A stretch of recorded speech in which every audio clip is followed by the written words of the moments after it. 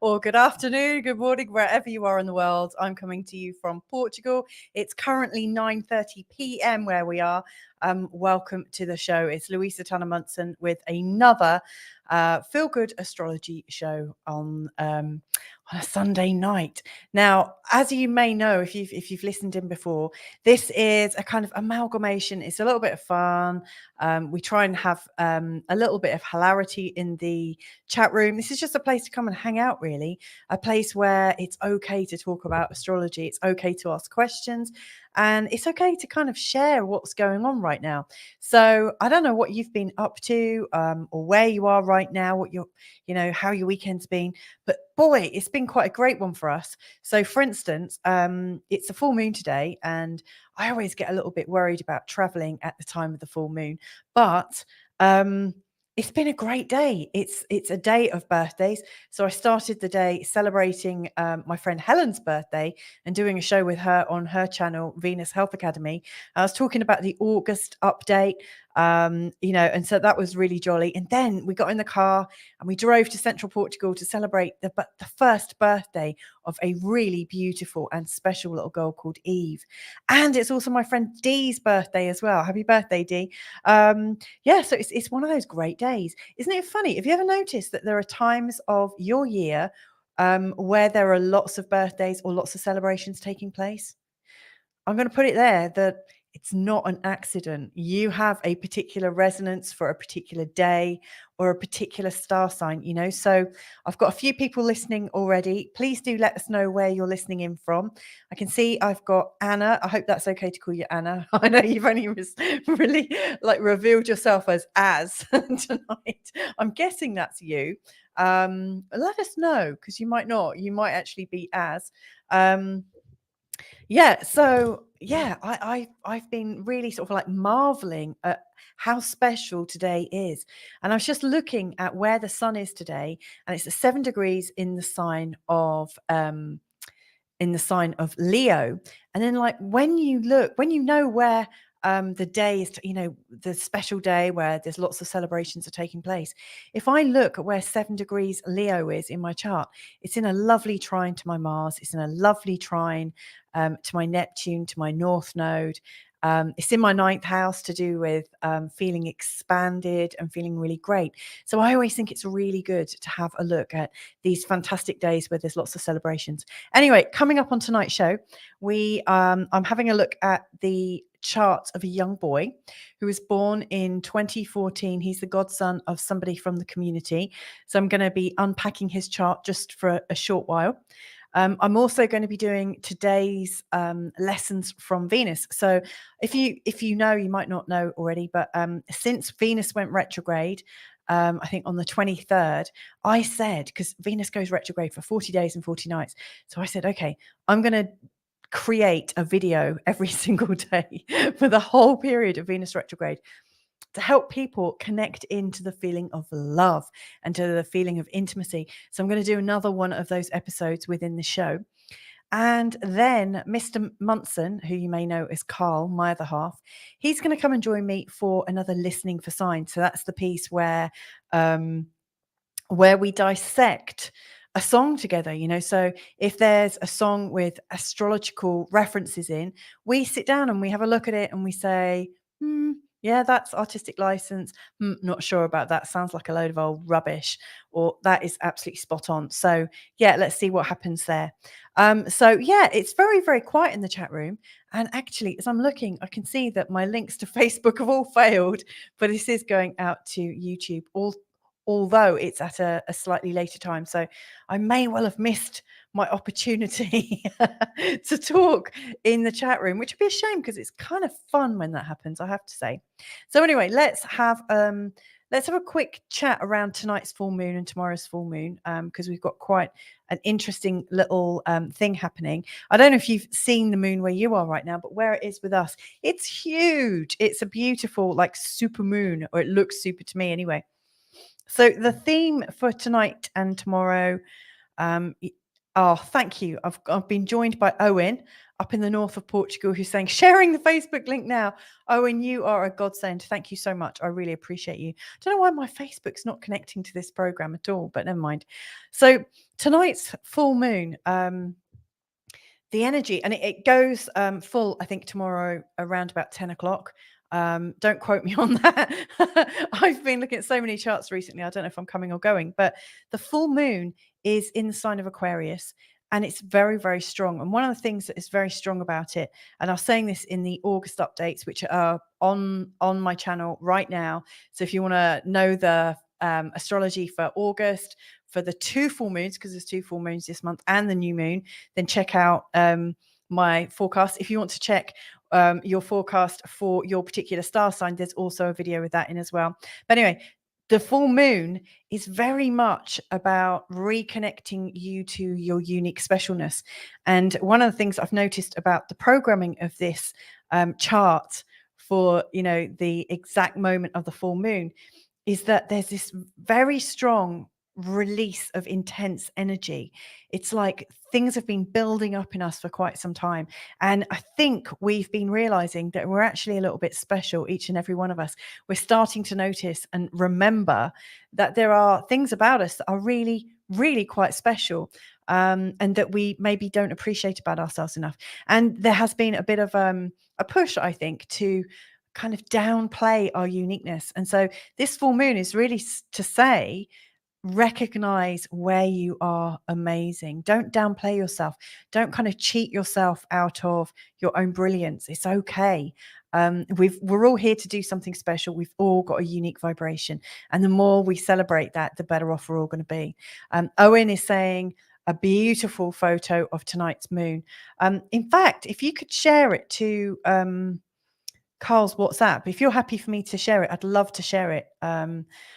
Albeit I might do it wrong, but I will give it my best shot. So if you're happy to send it to Carl, Owen, I will, show your beautiful picture of the full moon. I'm just loading up WhatsApp just in case you're able to do that. But yeah, it was looking really spectacular as we were driving back tonight. So anyway, be special. Enjoy that. Let's have a look at Jagu's chart then. So he's our special guinea pig for tonight. Let's have a look at your chart. I'm just going to make it a bit bigger and get it looking bigger on the page as well. So you can see this is his chart. Now, I'll be honest, I don't normally look at charts of people as young as Jagu. So he's born in 2014. So he's 9 years old, bless his little socks. Now, it's an interesting one because, he's born under the sign of Aquarius. And his moon is in the sign of Taurus, and his ascendant is in the sign of Taurus. Now, the thing that I've observed having 3 small children who are still actually quite small, I've got an 11-year-old, a 7-year-old, and a 4-year-old, is that I think people grow into their star signs. Kids for a really long time, they're in their bodies, aren't they? They're born into their bodies and their unique personalities. Like I always think personalities are these things that are cultivated based on what we're learning. It's like our ego, it's like our mask that we put on. And they get cultivated based on the things that we're winning in life and the things that we might have to concede. And so I think our personalities are slightly contrived at times. And the sun is the thing that really shows us our personality. But the ascendant really shows us the body and how we are in our body. And the moon really shows us our feelings and our emotions when we're not editing ourselves or censoring ourselves. So I often feel that small children really show their moon sign early on, more so than their sun sign. And then as they get older, they seem to really show their sun. It kind of comes out, it's how they sort of make sense of their feelings within their bodies.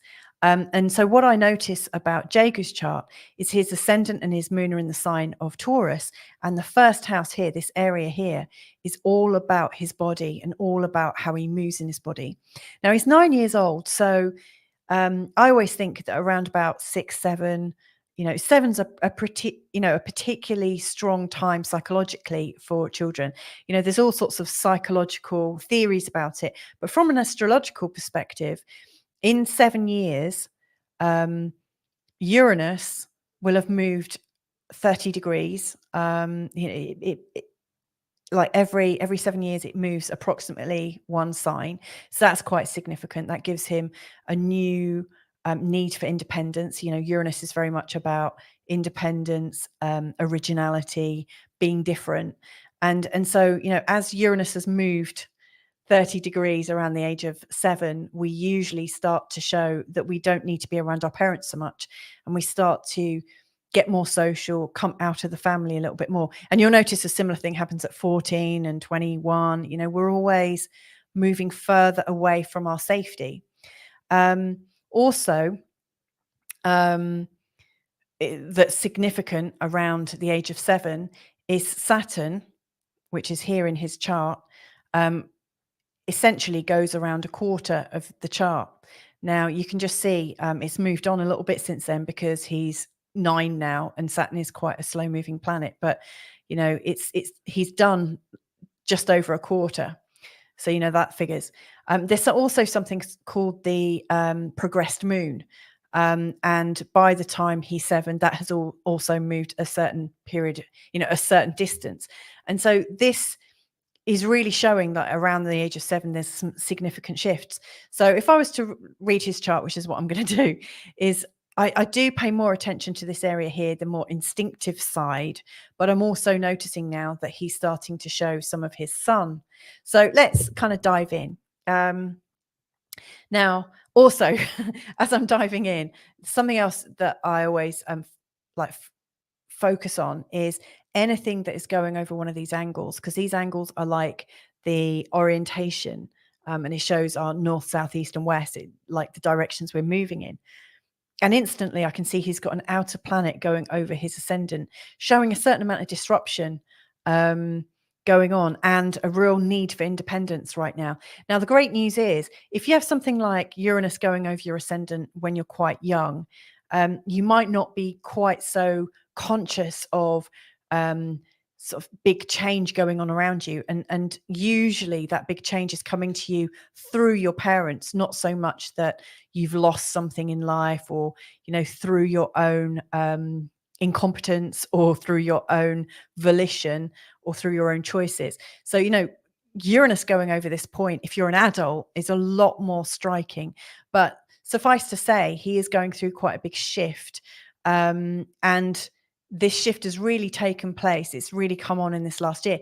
Now, in terms of his personality with Taurus rising and Taurus moon, that really gives him a need for stability, a desire for stability. He wears his emotions on his sleeve. He is a really sort of, I would say, a cuddly boy, especially early on. He's very sort of like cuddly, very attentive. You really know how he's feeling, and he really like if you're paying him attention and he feels safe, he's going to really open up to you. He's a very sort of open and charming little boy. He's probably also quite good looking. He's probably also got quite a good appetite, given that Taurus is very much known for having a good appetite, and it's on his first house. Now, Venus is his ruler, and his Venus up here in the 8th house is in a conjunction with Pluto. So to me, that's straight away showing he has very strong, intense emotions. Quite possibly early on, it might show up as like a psychic intuition or an extreme sensitivity, an extreme sort of appreciation of all things that move him. So he might get very stirred by dramatic music and colors and sound and senses and things like that.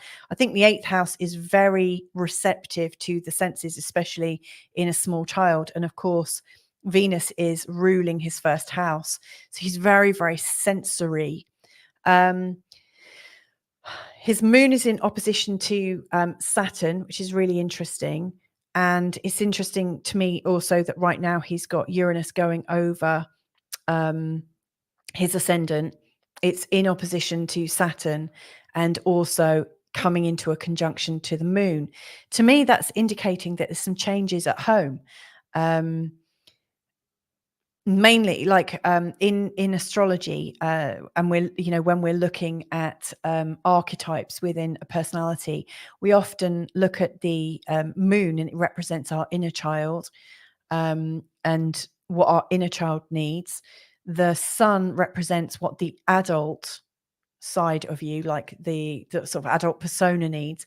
And then Saturn looks at what we might get from parents, and also how we might parent. And you know, there's this theory that within our fully formed selves, we have like a childlike self, an adult like self, and a parental like self. And I'm guessing those styles will come up as he gets older. And I think it's called it's called transactional analysis. And in astrology, you can do the same with the moon, the sun, and Saturn. And what I noticed with all three of these is these styles are all fighting against each other.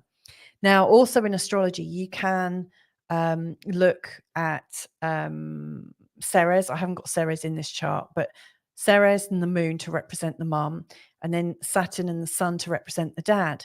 And to me, it feels like he's getting very, very different styles from both parents.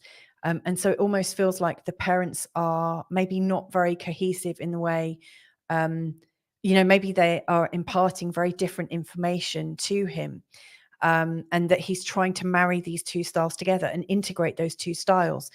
And one of his challenges, you know, what is showing up here is that the stronger parent, whether that's the male or, you know, the female parent, who knows, the one that's more outer facing is a little bit more philosophical, a little bit more possibly like remote, like they might go away and come back, they might go on little tours, or they might have a job that sort of takes them outside of the family home. You know, to me, it looks like there's one parent that is kind of very much outside of the experience, and the role of that parent is to bring in everything that is not from that environment into his life. So he's expanding, you know, that's why he's got a parent like that. And then he's got another parent that's really there, that is really the heart, and that he really understands. And then from this, there is also, uh, and I don't know if he's constructing this for himself, or if he needs it, because, you know, children with an Aquarius sun often want a lot of freedom. And so early on, they often come across quite a lot of, no, that's not safe, slow down, and all that. So there's also this very strong Saturn influence that's showing up on his descendant, which is showing up that that through life he has got a perception that people that come into his life are there to give him stability, and sometimes to parent him, sometimes to show him, look, that's not responsible. I need to look, this is what's responsible. This is what's the right thing to do. This is, you know, how it is. So likely, what's likely is early on he's going to learn a lot about the world, what to be fearful of, what not, through quite a strong parental force, or just through everyone that he's meeting. It's almost like he's and he won't be showing this already, because not all kids do, and responsibility tends to come as we get older. But what I see is that he's projecting onto everyone else around him um, the the safety, the mechanisms of control, the mechanisms of rules and regulations and boundaries and things like that. And so with his moon very much in his first house, you know, he wants to be showing himself as this emotionally articulate boy who can connect with people easily and effortlessly, who can charm with people. And he's almost projecting anything that he doesn't like, that doesn't seem charming and easygoing and cuddly and friendly. Anything he doesn't like, he's like putting it over their head. So by comparison, because he's so nice, everyone looks kind of slightly authoritarian. So one thing I would absolutely advise when you're raising him is to show him where he has his own power, so that it doesn't become a psychological issue. You know, I mean, we all get issues, and seeing the sort of transactional analysis side of it, he could create it. He could create his worldview to keep himself as the nice, easygoing, colorful, creative, sensitive being who gets on with people, and that everyone outside of him is somehow limiting him. So I think it's really important to help him see where his limits are, but to get him to decide them himself. And he's at a really good age to get that going. Even if you were to like his parents, if they were to offer him, like, what would you like to choose, and give him two choices of things you're happy for him to do. Because if he's getting into the habit of choosing, he'll start to realize consequences for himself. It's so many parents, and we all do it. I do it myself with my own children. I'm saying, okay, here's dinner, or here's this, right now we're going to do this. Not necessarily teaching choice, but I think it's really important for him to teach him that he is a chooser, even at the age of 9, so that he gets to really feel the impact of being responsible for himself and taking responsibility for the things that don't work out so well. And I think that would be really useful. Now, where I want to really leave this is he has got some really strong talents. So he's born with Mercury retrograde, which is interesting. He's an independent thinker. He's also got Neptune in a conjunction with that. So he's very, very dreamy. So all those things I was saying about him being multisensory and feeling things in a very intense way, I would say he's probably got a completely different way of using words. He may even have almost like another way of communicating. I would say he's probably deeply intuitive, probably connects very easily with animals and plants and energies around him. And he's also got a conjunction between Mercury retrograde and Neptune and Chiron together. So it's like he's born to feel. He's like an empath, a little living sponge. And of course, all kids are living sponges, but he really has it. And this is another reason why I think it would be very beneficial for him to get into the habit of having choice, because I've noticed, and I'm a bit of one myself, where we're an empath, empaths often pick up on so many different styles of ways of being, and they don't realize what their style is. They're so sensitive and picking up on everything, and it's very, very difficult to be very clear about what is his and what is not his. So another good practice, I would say, is be playful with him at the end of every day or at the beginning of every morning, and say to him something to the effect of, okay, Jago, let's get all of you back in. Imagine for a minute that all those little parts of you from yesterday, when you were doing this over there and doing that over there, and when you had that conversation over there, imagine all those parts of you coming back into your body. Feel yourself. And then say, okay, Jago, imagine everything that you took on for everybody else. So when you saw me a bit sensitive yesterday and you might have had a reaction, I want you to imagine giving everything that's not you, but in your body, back. And you could color code it. You could have smells or anything, use the senses and get him to get used to the feeling of what it is to be completely Jago, and to let go of everything that is not him. And if you can incorporate it into some kind of game, even if it becomes a family culture, I think that would be really beneficial. And I also think that would really help him in using his creativity for the things that he's interested in doing. And he'll know when he's doing something to please people as opposed to pleasing himself. So I hope these little hints and tips and things like that are very, very useful. He's definitely got lots and lots of talent. I could probably talk about him for quite some time. So anyway, I'm going to let that go for a moment. And let's just see if we've got some more comments coming in. Owen saying photo sent. Let's see if I can find the photo. Oh, wow. That is a really nice photo of the full moon. Let's see if I can just download that. And see if I can upload it. It would be so nice to be able to put an actual live photo of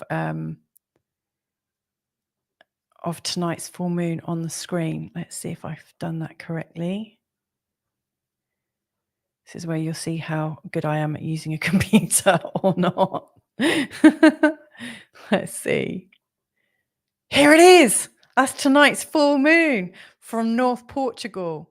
Thank you so much for that, Owen. That is awesome. I love that so much. Thank you.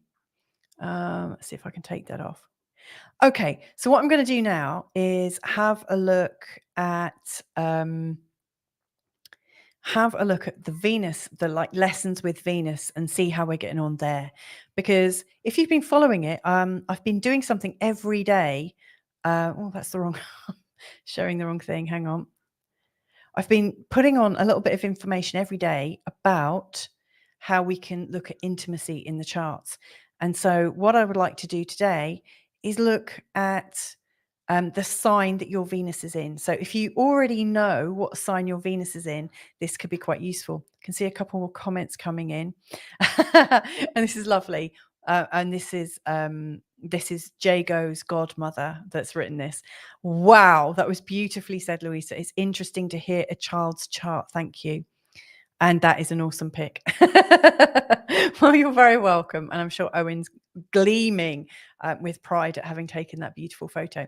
So what I'm going to do now is bring in onto the stream a little bit of information about Venus. So far in this Venus daily lesson, we've looked at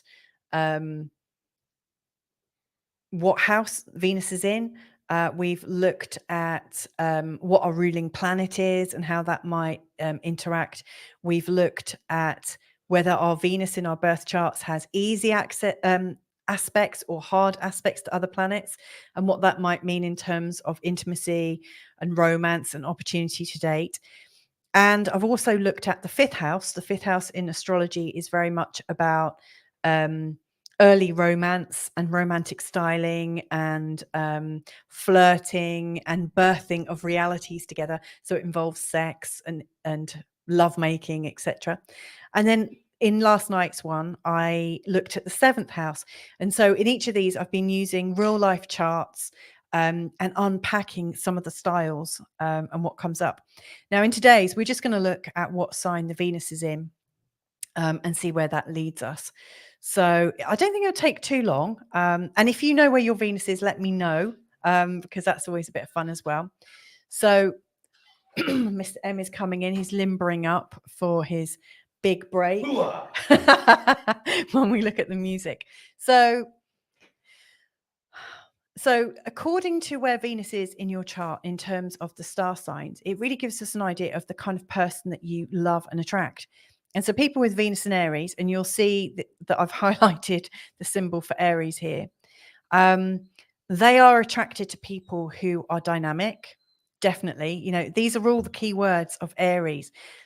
People that are a bit impatient. So they're, like the typical partner of somebody with Venus in Aries, their partners are moving quickly. They're very certain about what they want. So they seem quite sexually forward. They're quite direct. They're quite fiery, so there's a real sort of attraction for people who dare to be a bit different and dare to be bold and who speak their mind. And obviously, there's something in your chart. If you've got Venus in Aries, there's a reason why, you like people to be very strong, and their lovers are very single-minded. So, if you've got Venus in Aries, you'll probably find that you may very well attract Aries as a sign. We often attract the partner of the sign, our Venus signs, or have crushes on people where our Venus is. But you might just find that, like, if you've got Venus in Aries, you might find that you get somebody who's got their moon in Aries or their sun in Aries or their ascendant in Aries. So it just brings in that dynamics, the dynamic of being direct and sexually forward and very, well, they're like, I always think they're a little bit like the sign for the Sagittarian arrow, like Aries, it goes straight to it. It doesn't mess around. It's a very sort of like no messing Venus sign. Now, whoops, I've gone on a bit too far. Let me just go back to Venus and Taurus. So if your Venus is in the sign of Taurus and that's what the sign looks like, then um, you tend to really gravitate towards people who seem to be a bit wealthy or a bit luxurious. They tend to be good with money. And I've mentioned this before in one of my other Venus videos, but somebody with a very strong Taurus energy, in particular Venus in Taurus, they're going to be very good at making their money go far, so they're a really good person to be poor with, because the way they manage all of their pennies will be so much better than somebody with, say, Venus and Sagittarius. They're just very good with their money. They tend to have a really lovely voice, and a real sort of softness and deepness. They're very natural people, very natural lovers, really like the outdoors. They're deeply responsible, so they're not going to deliberately try and break your heart. They're the sort of person that's going to be very caring, and they're very peaceful. They don't really want to fight, but they are very stubborn. So it's something to be aware of. So if you've got Venus in Taurus, you are likely to attract somebody who's a bit more stubborn, but that's, like, it's another side of responsibility, isn't it? If somebody's responsible, they've thought about what they're doing and they're quite committed to doing the right thing, and hence they're stubborn. These are people who build trust. So if you've got Venus in Taurus, trust is really important to you. Now, the next one is Venus in Gemini, and the sign for Gemini is just here. Now, they're looking for lovers who are interesting, that can hold ideas, hold debates. They're looking for people that like variety, that are talkative, that they're more intellectual. They're not going to be overly worried about their feelings. They're going to be putting a lot more emphasis on what they're thinking rather than what they're feeling. Not to say that they don't want feeling-based partners, but they want people who can actually work out their feelings and talk about them. They're also very much attracted to people who are very talented. So if you've got Venus in Gemini, you are likely to attract somebody who has a whole range of skills, and also somebody that's quite youthful. So, even if you do have an older partner, they will have something very youthful about them. And I think it's because of the mind and the flexibility of thinking. They're usually very, very busy and insanely friendly. So if you've got Venus in Gemini, you'll probably find you're attracting a lot of that energy into your life and your partners. Now, Venus in Cancer, and that's the sign for Cancer. You're looking for a partner that's very protective, that's very loyal, and also quite a bit quiet. You're looking for a partner that thinks things through, that is sensitive, that absolutely can put themselves in somebody else's shoes. You may also find that you have this tendency to attract people that are possessive, and so at some level you might ask yourself, why do I need to feel like I'm owned? It's actually almost safe to feel like you've got a possessive lover around you. You may also want somebody that's a little bit parental. Now, I don't mean parental as in go to bed and go to your room or anything like that, but they are somebody who's going to nurture you. So it's a very nurturing relationship, very much family oriented, very warm and inclusive. And it's almost like you've met the boy next door or the girl next door.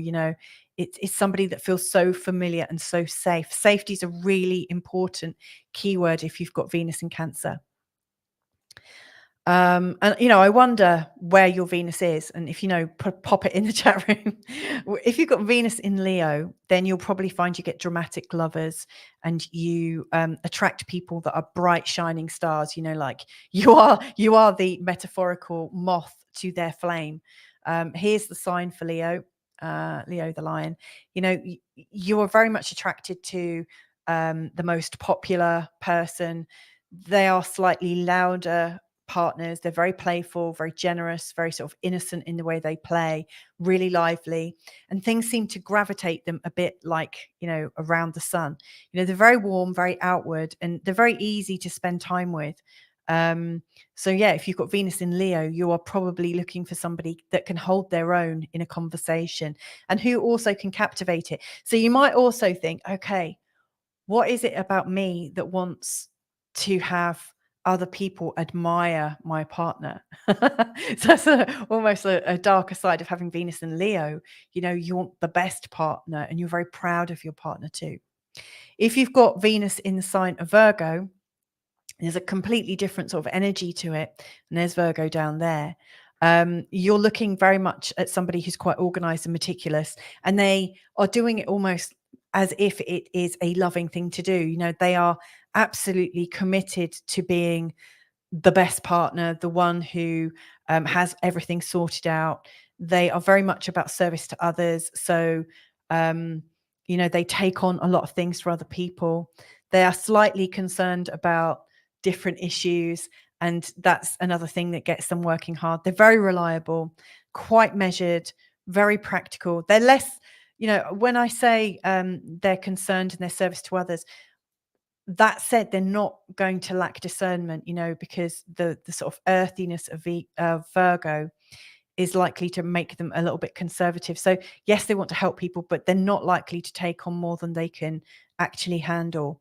This is a very considered lover, a very considered partner. So if you've got Venus in Virgo, you might be asking yourself, what is it why do I need somebody to stabilize me as much as I do? What is in me that is creating this need for somebody to, create structure around me? Venus in Libra is a lovely a lovely expression. Venus rules the sign of Libra, and here she is here. That's the symbol for it. Very much like the Venus in Taurus, they're very sort of peaceful, but they're more on the stylish and outward side of things. So they're very creative, stylish. They're charming and flirty. They are absolutely good for business. They're luxurious. There's a wealthiness about them in the way they look. Even if they're not flush with money, they still manage to look really good. They tend to be more diplomatic and graceful. So if you've got Venus in Libra, you're looking for a partner that cuts a dash and that you can take anywhere and that you feel great having them on your arm. There is a bit of a downside with Venus in Libra, that you might ask yourself, or your partner may well feel like they're an accessory to you. So I think, with Venus in Libra, it's really important to understand and reinforce why somebody is special to you, why they are in your life and how you appreciate them, because they are very sensitive to not being wanted. But they are a stylish partner. Now, Venus in Scorpio is definitely a type. So if you go for Venus and Scorpio, you're not going to forget these kinds of partners. They're very highly sexualized, very strong. They've got very strong willpower. You're the kind of person who has a strong partner. You're the person that your friends might say, oh, he's under her thumb or something like that. They can be very transforming partners. They will help you to transform your life in quite an intense and amazing way. They're also very magnetic and powerful. They tend to exert a very strong influence over you, and they may well be a bit jealous. They may well covet you in some way, and get very concerned if they can't access you, or you're not relating to them in such a deep way. So, if you've got Venus and Scorpio, I would look at those patterns and recognize them. You are looking for somebody who is absolutely pivotal in your life. They are showing up to transform and create, I would say, quite a lot of polarity. Like your life will be very different with them in it. And you might want to ask yourself, what is it I can get from my relationships I can't generate for myself?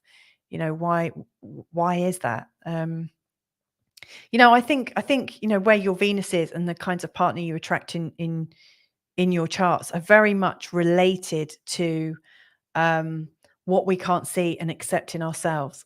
That's why I keep putting these questions in. So we've got 4 more to go. Next one's Venus in Sagittarius, and there's the sign for Sagittarius. It's the last fire sign. Now, if you've got Venus in Sagittarius, you are really looking for somebody that's carefree, that's going to be easygoing, quite joyful, relaxed. They'll be a bit fun, a bit raucous, a bit naughty. They're quite unbothered. they're much better at letting things go than other people, and they're quite irreverent. Mostly you want somebody just to be generous and uplifting in your life, so these carry a spirit of freedom, and they're very sort of permissive. So if you've got Venus and Sagittarius, you're looking for partners that will help you be more expressed. So like if you're finding you've got partners coming to you and it doesn't feel like they want you to really be yourself, they're not for you. You are really looking for somebody who can support you to be more self-expressed, more happy, and to get out and about more. Now, Venus in Capricorn is one I know quite well. Venus, like Capricorn, is ruled by the sign of Saturn. And that's the symbol for Capricorn down there. So people with Venus and Capricorn tend to attract older partners. And I'm sat next. I'm sat next to my husband. I'm sat next to my husband right now, who's 10 years older than me, or 9.5 years. My partner before was 5 years older. So Venus, if you've got Venus and Capricorn, like I do, you'll be looking for somebody a bit older, a bit more traditional, a bit more respectable, somebody that's maybe at the top of their game, somebody that's expert at what they do, somebody that's very resourceful, and also somebody that it feels like they're a bit more driven and a bit more striving. Now, Venus and Capricorn, like I say, I like to turn this around. Like, what is it that I'm looking for in my life? I always think with Venus and Capricorn, from my perspective, I'm looking for somebody who can take me up to the next step. So I think that is why, you tend to have older friends, older partners, people who've got greater skills. So I think people with Venus and Capricorn tend to be quite aspiring to learn from people, and they tend to bring in mentors, and often people that they meet through their work, and often their bosses. That's not unheard of. So you may well recognize that if you've got Venus and Capricorn. Two more then. If you've got Venus in Aquarius, and that's the sign for Aquarius, you are absolutely looking for a very, very different kind of relationship that doesn't necessarily fit the usual mold. The first thing with Venus in Aquarius is they really don't like to be very jealous or possessive. So they tend to have more of a brotherly and sisterly energy, or like a sort of friendship energy. And for them, that's a high level of trust. There are also relationships where you feel independent, where you can almost feel unattached, and with Venus in Aquarius, you're not really looking for somebody that's going to put a ring on your finger straight away.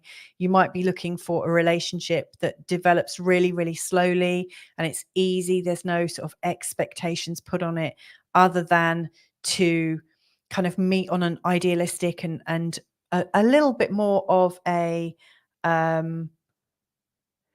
shared interest level. It's very friendly. It's got a very sort of original feel. It can be very philanthropic. Lots of people come together. Like Venus in Aquarius, you'll probably find those in volunteering communities, in places where there's a really strong community ethos. There's a quirkiness. So you may well find that you're attracting people who are very different from the ordinary run-of-the-mill.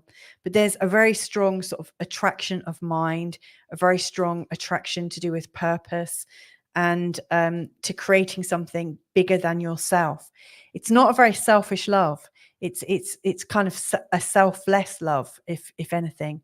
And you might want to ask, what is it about me that doesn't need to possess love, or what is it about me that doesn't need to own love, or is looking to keep love slightly outside of myself as a shared experience.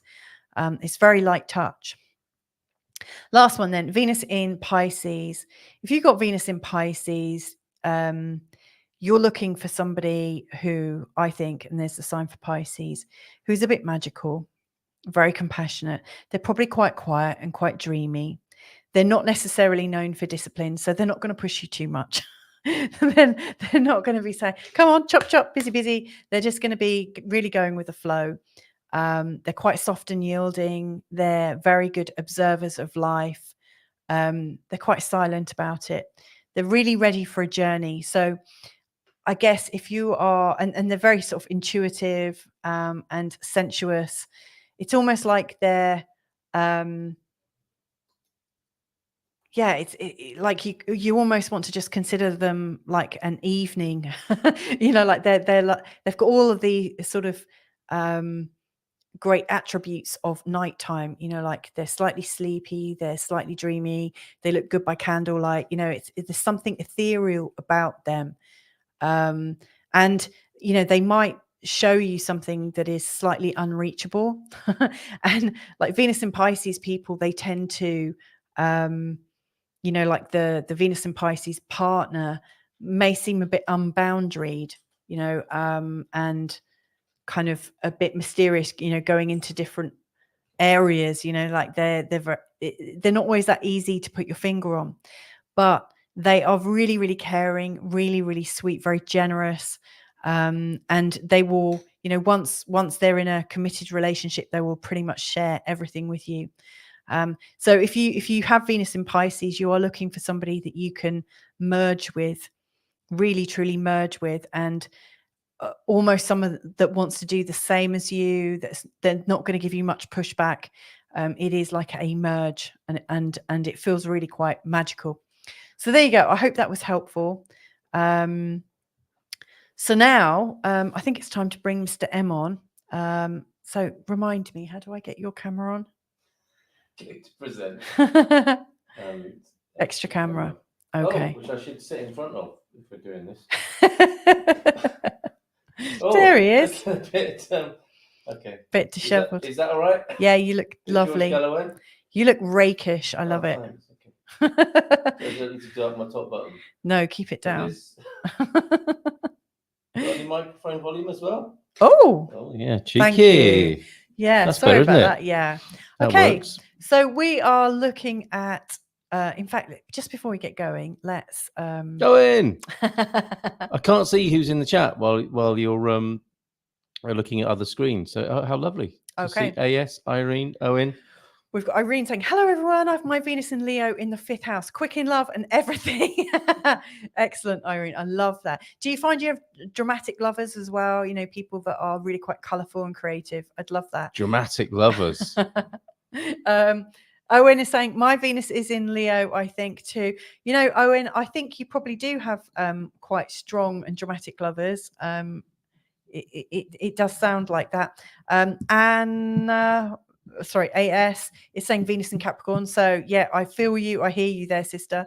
Irene is saying, seems like a dream match, Venus and Pisces. They are very dreamy. Absolutely.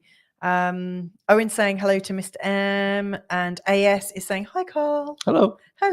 So we're going to have a look at No Matter What Sign You Are by Diana Ross and the Supremes. Oh, okay. Excellent. Okay. I love this. I really love this. Are you going to sing it for us? No matter what sign you are, you're gonna be mine. You are, and they start it. I mean, and it reeks of, it reeks of Motown and all that's good and great about Motown. Yeah. But I have to say, be quiet, Jimmy. I'll take you for a walk in a minute. Stop it, Mummy's trying to do an astrology show here. I have to say, it just seemed like artistic license because they're just reaching for the rhyme book again, aren't they? It would appear. Right, should we find out? Let's have a look at those lyrics. Okay. It's a great track. Diana Ross.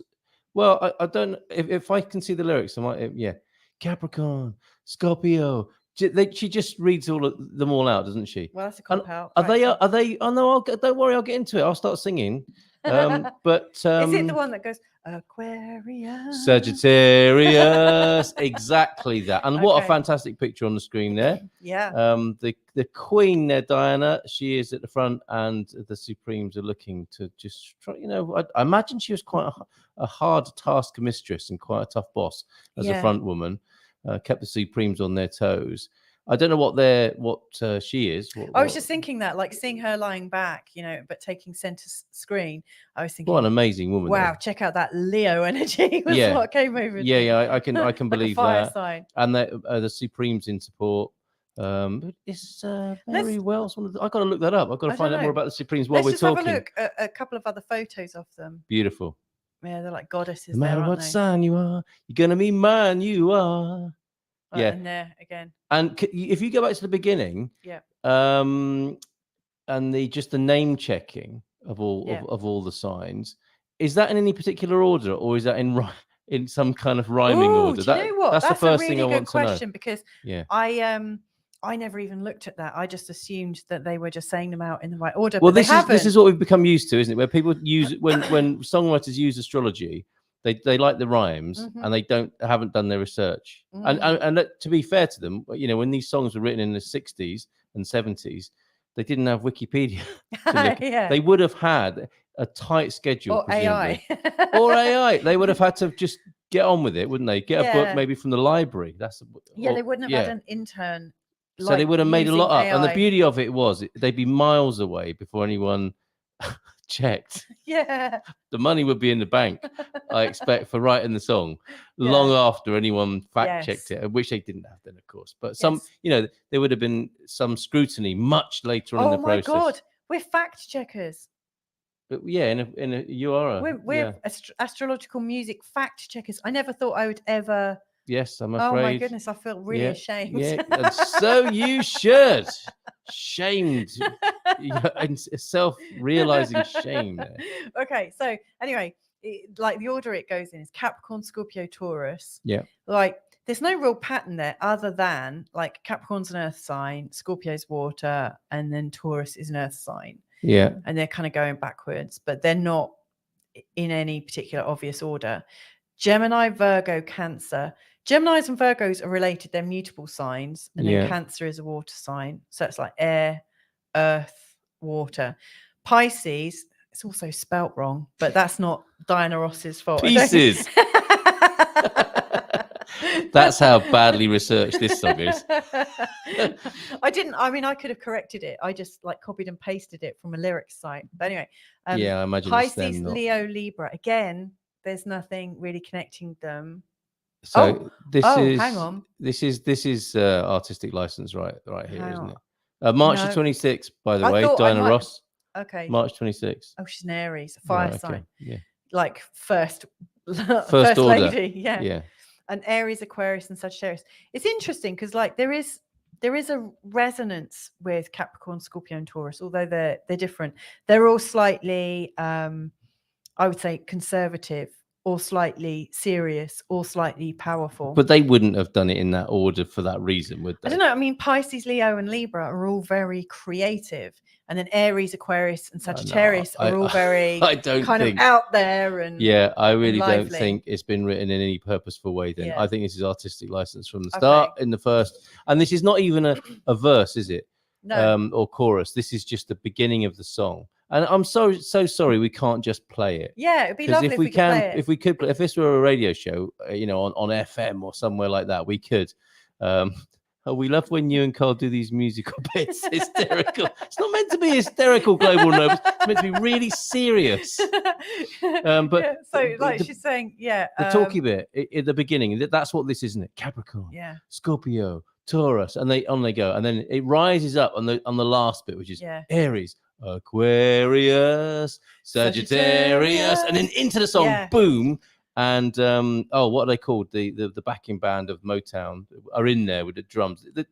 It's a great track. It is full of beautiful Motown vibes and cash and carry writing. But because they're so good, it's so forgivable. I mean, it was a factory. It was a musical factory, I think it's fair to say.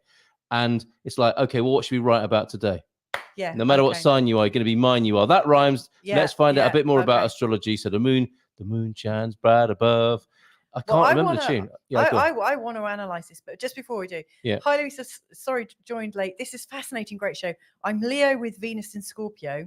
So this is interesting. Yeah. So I'm getting a real sense of you know, Amy's looking for a partner who is strong and capable and slightly mysterious. And then Greg with his who's a Pisces, Venus in Pisces, is looking for somebody quite mystical.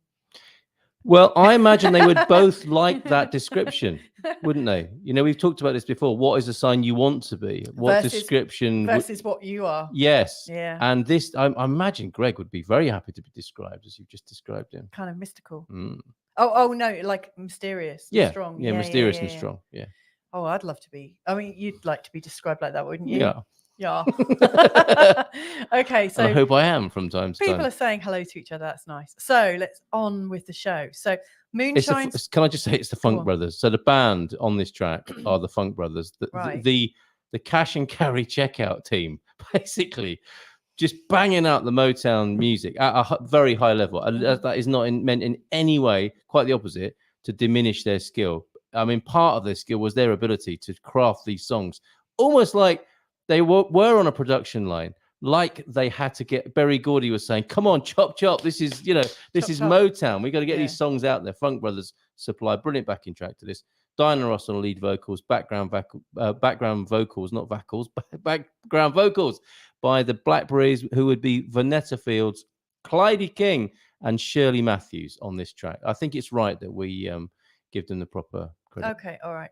Again, you're trying to turn this into a musical show. I know, I love I'm that. sorry, You can't I'm help sorry, it. I'm No, it's sorry. fine. Okay, so the moon shines bright above, and the charts declare it's not my night for love. Ooh. Now, do you think that's true? Like, I mean, we've actually got a full moon tonight, quite a big one. Is it full? Yeah, it was it's looking totally pretty bulgy as he drove home, wasn't it? And I'm feeling it, I've got to say. Oh, and that's why you were such a poo-poo head this morning. Is that right? Yeah, that's why my tension. Okay, you're so forgiven. That's why I was a bit tense and emotional. Yes. Has anyone else been feeling full moony today? Yeah. As in a big poo-poo head. So, yeah. But, I mean, the charts declare it's not my night for love. But actually, when the moon is shining bright. Quite the opposite.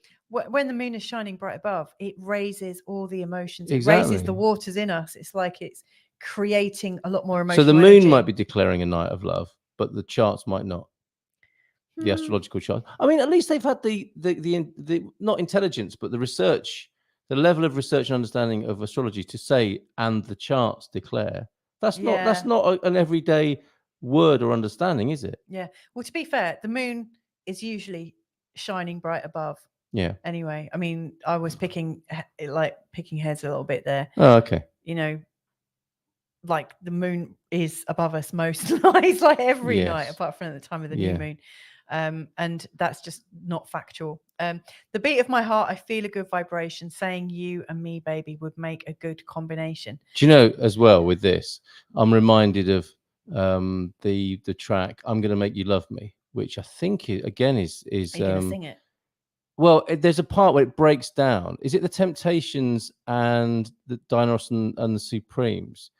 I'm Gonna Make You Love Me. And it breaks down, and the guy, one of the Temptations says, "And with every beat of my heart," it's really beautiful how he says it. And I think they must have thought to themselves, "I can't put that in again." But then again, there's only so many things you can say in a love in a Motown love song. Right, so we'll go with it. Okay. Yeah, because I think this is quite late on. So that's a bit lazy. Well, but then again, there are only 8 notes. There's only so many things you can say in a love song. But that, when you break it down to this and you see "Beat of My Heart," that does come up in "I'm Gonna Make You Love Me" as well. Okay. Yeah, and I'm sure "Good Vibrations" not the only time that's been used in a Motown song. Or in a Beach Boys song. Yeah. What I kind of disagree with here, there's no need for looking to the stars. Can't you see the stars shine in my eyes? Do you know what? It's very helpful to look to the stars sometimes when you're looking at relationships. But I do like the cut of their jib, that they are determined to love the person that they love. That's a bit of attention seeking. Can't you see the stars shine in my eyes? I heard your "Damning by Faint Praise," somebody who looks good by candlelight.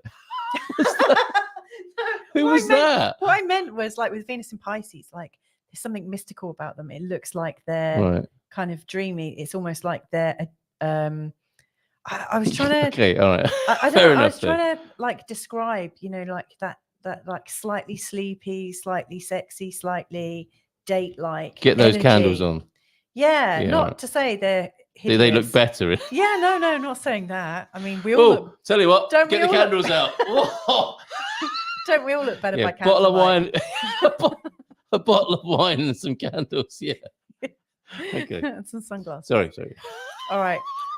This has got nothing to do with astrology, so I'm just Okay. moving on. Okay. All Right. Now, here we get to the grist. No matter what The sign grist. you are, Yeah. you're going to be mine. You are. Yes. Can't let astrology chart our destiny. No matter what sign you are, you're going to be mine. You are. Yeah.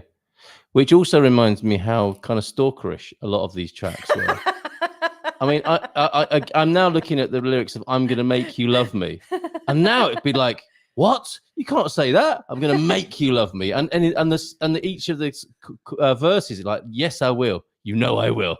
It's like Does sound like a bit stalkery. But it was just, isn't it amazing how times have changed, and and I don't think anyone thought anything of it at the time. Like, I'm gonna make you love me. Yeah. It's a bit like every breath you take is I'll be watching you. Yeah, I mean that was meant in a good way. Yeah, but that's really creepy. Yeah, exactly. Yeah. Thanks, Owen. Yeah, it was the Supremes. Yeah, and the Temptations. Carl, you sound to be the support astrologist. Yes. Yeah, he's really good. I don't think that's what was meant by that. Did I say pretty bulgy? I said pretty bulgy. That was my support astrologer's description of the full moon. Pretty bulgy. I think I'm the first to use it in astrological circles. I've not heard it before. Mm-hmm. Okay, so what do you think then? It's like, can't let astrology chart our destiny. No matter what sign you are, you're going to be mine. It's sounding like an attack on astrology now. It's like a woman, an Aries woman, Diana Ross, and maybe the writers were thinking, okay, this is probably how Diana would deal with it. She's Aries. She's not going to go with any of the astrological stuff. She's just going to say, look into my eyes. You'll see the stars there. Never mind about the charts. Never mind what sign you are. You're going to be mine. You are. Boom, done. Yeah. So it's like an anti-astrology song in a way. I actually think it's like a narcissist love song. Okay. All right. Ooh, I bet they never thought that might happen. That could be like the tagline for it. Yeah. Well, can I tell you, originally intended to be Diana's and the Supremes' final single before the departure of Diana Ross. It was penned by Berry Gordy. I mean, this is Maxwell's dad.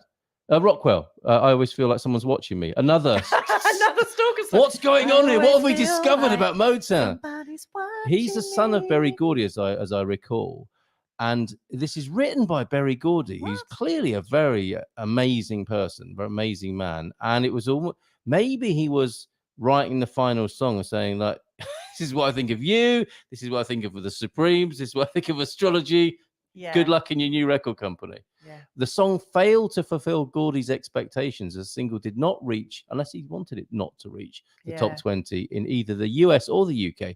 It peaked at 31 and 37 respectively in July 1969. The song released as the third single from Let the Sun Shine In, which connects nicely to last week's song. The cosmic stuff that they were dabbling in. Yeah, they're also lying about. As with most singles released under the billing of this group, session singers perform the backing vocals on the recorded single, as opposed to the Supremes group members at the time. Mary Wilson and Cindy Birdsong. Isn't that a fantastic name? Isn't that a beautiful name? Yeah. But it tells you what was going on at Motown as well. I think it is cash and carry. It is, writing songs to order and very quickly, contractual obligations. Never mind about the actual lineup. We'll bring in backing singers. Boom, done, goodbye. Yeah, which is sad. But still, even with all of that going on, it touches my heart and moves me in a way that so many of these beautiful songs do. Really? Yeah. Okay. Yeah. Well, I take umbrage. I don't like this line. Your water sign just lit my fire. Not possible. What the hell is that goes about? Against every law of physics as well, doesn't it? As well as astrology. Yeah. Well, I mean, I know I tend to have like a slightly alternative way of looking at life, and I do question narratives, but I'm pretty sure when you have water, you can't light fire. Right. Yeah. Exactly. Yeah. Yeah.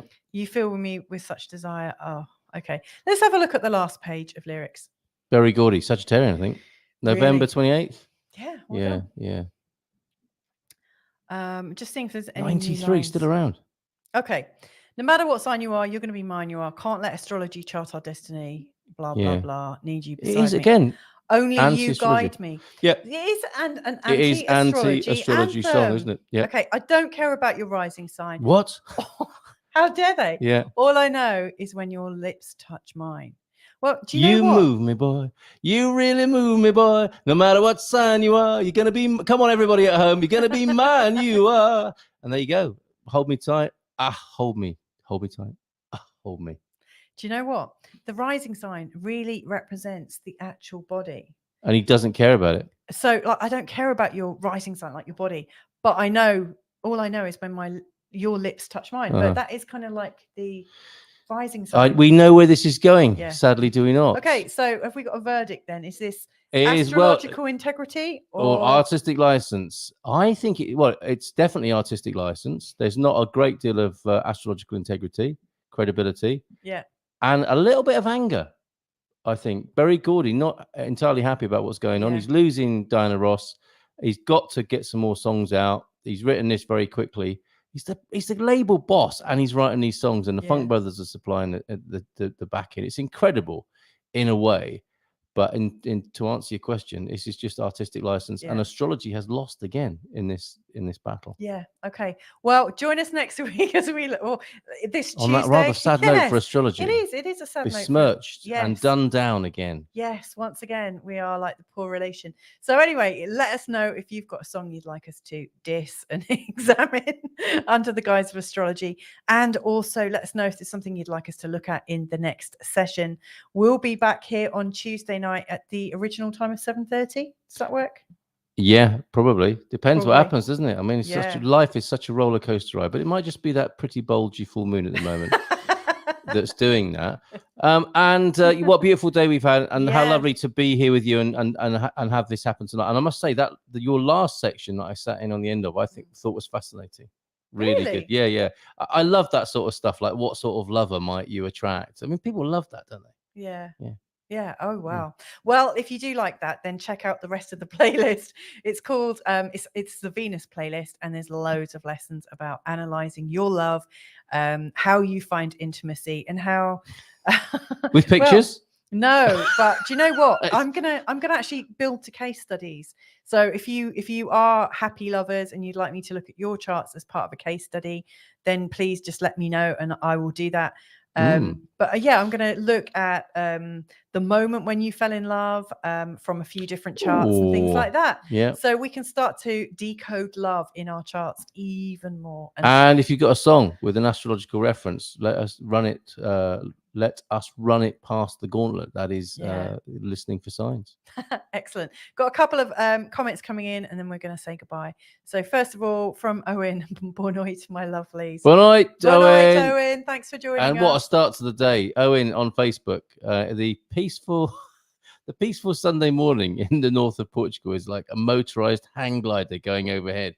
Seriously? Just missing was gunshots and cockerels and barking dogs and church bells. It's quite amazing. Oh, Virgo by Beyonce. Oh, okay. Yeah, I will have a look at that. Should have put a ring on it. Okay, we will have a look at that. Thank you so much. And you used that put a ring on it phrase, didn't you? I think in your analysis earlier on. I did. Yeah.